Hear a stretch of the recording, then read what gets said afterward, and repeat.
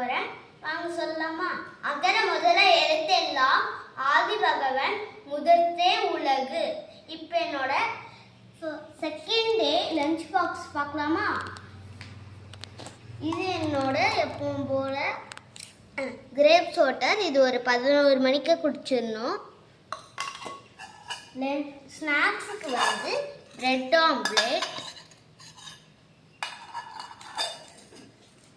அப்புறம் வந்து இன்னைக்கு ரைஸ் வந்து மாதுளப்பழமும் தயிர் சாதமும் போட்டு வச்சுருக்காங்க.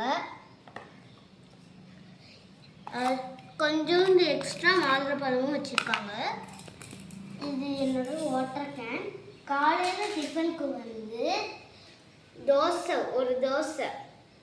தோசையும் சாம்பாரும் சாப்பிட போகிறேன்.